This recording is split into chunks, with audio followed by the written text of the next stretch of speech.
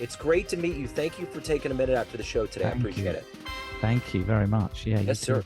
Yeah, so I would love to begin our conversation with looking at April right now. 4 years ago, we were getting our handle on this pandemic and figuring things out. How did you survive the pandemic and how did it change you? God, what a great question. Actually, I think I was fortunate that I was halfway through writing the draft manuscript for the book I got published. And so I had a huge focus on getting that done. Yeah, And the pandemic, because of the lockdowns, just meant that I could kind of quite luckily focus on that. Not luckily, but it's maybe that's the wrong word, but it gave me a legitimate reason to stay indoors and focus on getting it written yeah, because there wasn't any chance of being distracted outside. So I yeah. think I coped with it pretty well in that sense, and I felt a great sense of achievement. A year into the pandemic, getting the draft of the manuscript finished. Yeah. So, along with writing books, you're Mm. also a very successful entrepreneur. There's a lot that Yeah. goes into you. What I would like to know is if I put you in front of a bunch of third graders at career Yes. day, and one of the kids asks, "Hey, what do you do for a living?" How do you answer that child? Yeah. What I do for a living is what I do across the whole of my life, which is I get a huge amount of satisfaction from enabling sort of the level of consciousness that people have to expand and raise. And so I do that in a leadership context, of course. I coach and mentor people who run businesses or parts of businesses to help them improve their leadership. I was a CEO myself for 10 years. And I was very fortunate as well to be recognized in that role by being given the Business Leader of the Year award by the Daily Telegraph, which is a newspaper in the UK that's very well known. I'm not sure what in the US the equivalent would be the Wall Street Journal or something. I don't know what the Sure. equivalent would be, but it's that kind of thing. And so I started to get approached by quite a lot of people in the business world to help them develop their leadership. Um, and I'm generally interested in looking at the status quo in any given situation and saying, why is it that way? Does it have to be that way? How could this be done differently, and how could you do it differently? And I, I think for a lot of people, what I discover is, and sometimes even myself, of course, is that we're so often on autopilot, Joe. We're not conscious of the fact we've got these patterns in thinking that we don't question. And so when someone comes along saying, "Are you just thinking that way because you always think that way, or is there a different way of thinking?" It's often a challenge that you can bring, quite usefully. Obviously, if you've got permission. That's how I would answer that question. So, what did you want to be in the third grade? What was your dream?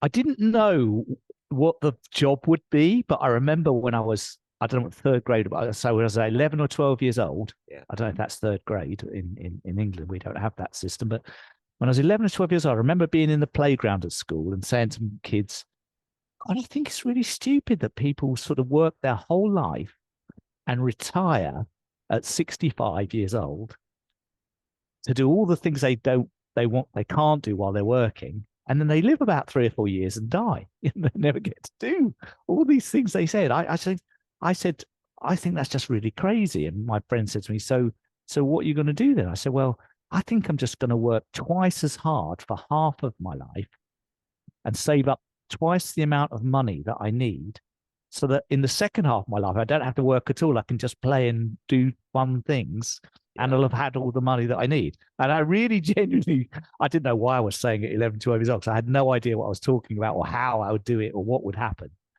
But I think what that did was it set a kind of semi-conscious vision or a flight plan for me, because actually my life kind of turned out like that. Not exactly the same, but it did actually turn out to be something along those lines. Yeah. So, who's been a hero and inspiration for you in your life? Oh gosh, so many people. I mean, where do I start? I would say the first person who I think has been an incredible influence on my life is Thich Nhat Hanh, who's a Zen Buddhist monk. He died actually 2 years ago, but he taught ways of being in the world around loving kindness and compassion and ease and being at peace in yourself that I find just, just really sing to my soul. And I sat in retreats with him when he was alive and he really enjoyed the teaching and the wisdom that he transmitted. It was brilliant. In the business world, obviously, people like Steve Jobs were hugely influential for me, shaping my thinking. And there's 1,000 things you could say about him alone. And even like currently, people like Elon Musk are leading the charge, and inspiration to a lot of people. I know he's a controversial figure, so I'm not sure if I should even No, say it you're because good. he's got his detractors. But with guys like him, we need them, don't we? We need people to shake up the reality of the world and challenge things and push back against things and stuff like that, or show people that there's more is possible always.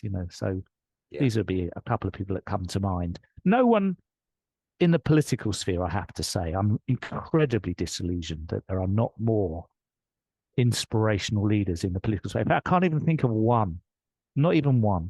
Yeah. Maybe the nearest I would come, and it's because of the legacy, is the guy, the Kennedy guy, who's currently campaigning for the Oh yeah. president Yeah. nomination. I can't, but just because of the family legacy that the Kennedys have. Yeah. But I'm a hugely disappointed with the total lack of inspiration that political leaders engender. Yeah. So is having this new book out, what was the book for you growing up that you read that really made an impact? What was one of your favorite books? Oh man, that's a great. I mean, the first self-help book I ever read was The 7 Habits of Highly Effective People by Stephen Covey. That started the process of me thinking about how one could constantly improve and keep learning and growing always.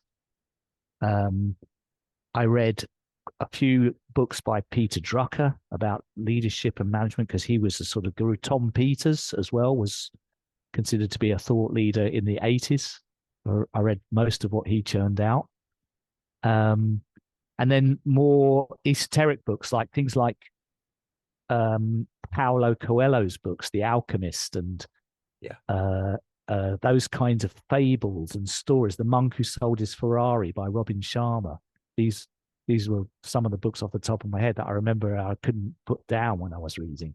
And I love that way of teaching a message through a story, particularly. That just really, I love that format. It's much better, better than an academic textbook.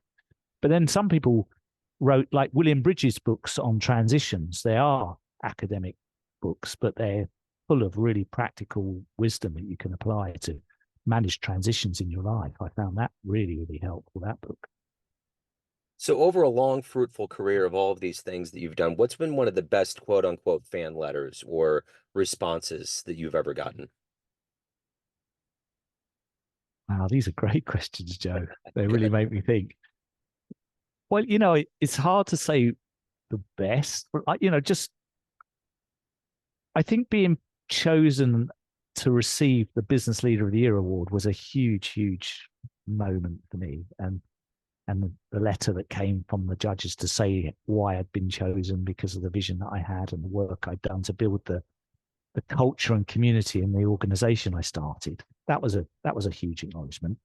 But also, I currently work as a coach, and if I sometimes get a message on LinkedIn or something like that, a year or two after I've worked with someone, and I'll say, just wanted to let you know, we did all that work together and haven't been in touch recently, but just wanted to know that as a result of the work we did together, I'm now in a new role. I've moved into a new organization, and I've made these changes, and this has happened. And I don't think all of this would have happened if it hadn't been for some of the things that we shared in our journey together. So I just wanted to let you know I'm doing really great, and thank you very much for being there for me.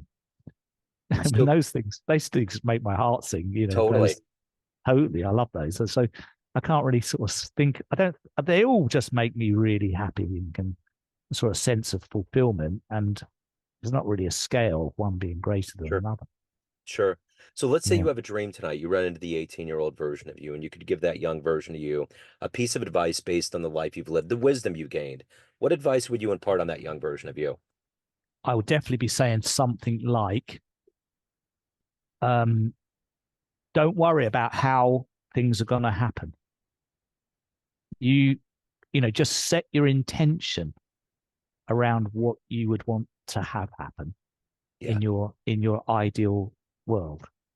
So dream, uncensored dreaming, and then setting intentions. You don't need to worry about the how. You just really need to know that you're choosing the thing that your heart and soul and mind truly wants. Because the universe will absolutely guarantee configure around you, reconfigure around you to make sure everything you need comes to you. If Yeah. you are being true to yourself in the choice, that's the thing. The main message I would say is if you're being true to yourself in the choice, that system works. But if you're choosing for a reason to impress or anything based on ego or anything other than a pure true to yourself choice, that system will fail you. And I know this to be true because I've lived the experience in my own life where I can prove it hundreds of times. In fact, in the book I wrote, I gave at least 50 examples of where that happened in a 14-year period to me. And then second is there's a very famous book called The Top Five Regrets of the Dying by Bronnie Ware, which you might have read. And she's an Australian nurse who works in a hospice. And so she only speaks to people in the last days and weeks of their life. And she asks them all in that period the same question, which is, what do you most regret about your life? And she's had the answer from 1,000+ people. And they all say the same five things, Joe. And the number one is, I wished I'd lived my life true to myself and not the life that others expected of me. Wow. And that's fact. Yeah. Wow, that's amazing. Yeah. So, speaking of your life, of all of the things that you've done and evolved and become, what are you the proudest of? Wow. You know, I'm proud that I am surrounded by family and friends who love me, who value and appreciate my presence. I'm proud of, you know, being a member of some great teams that I participate in life in, work and sports and things like that.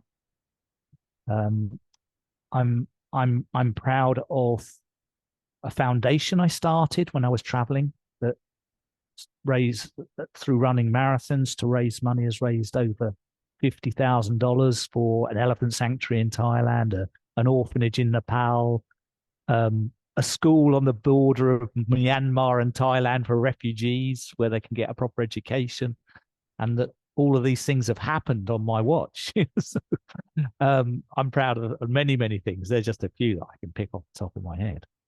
So we get off this call, time machine pulls up in front of your house. You can either go in the past and see one event in human history, or you can go into the future and see what's going on.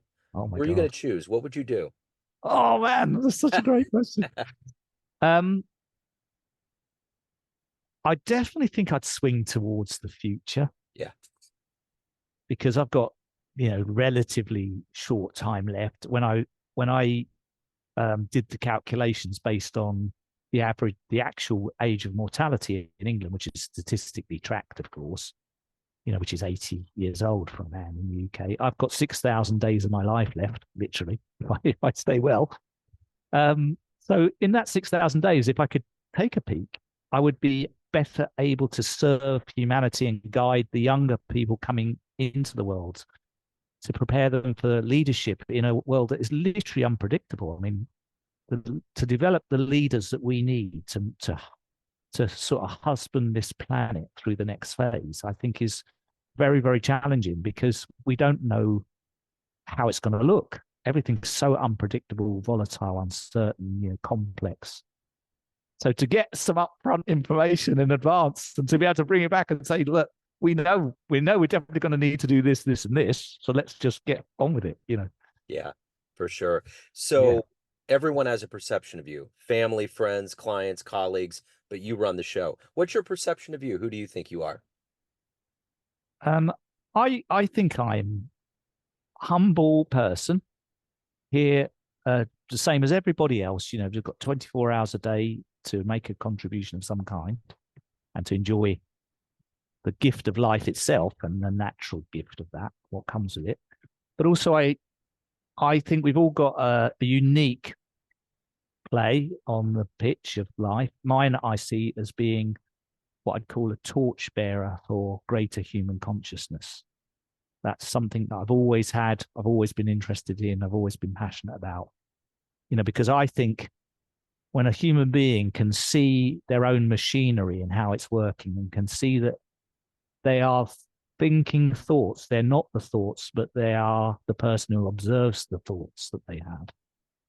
When they can make that kind of observation and distinction, they become much more powerful and creative and resourceful, resilient, calm, and all sorts of things. And there's huge benefits to humanity from that. So I kind of feel like I just want to spend as much of my life as I can sharing that insight with people and helping them see that.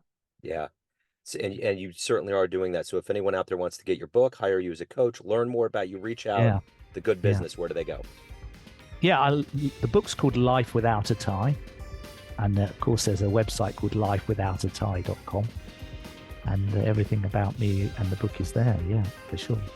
Excellent. Ray, this has been wonderful. I love your spirit. I love the way that just your articulation and the way that you put things out there. It's so uplifting. Thank you, sir. I appreciate your story. Brilliant. Thanks, Joe. Yeah. Best of luck.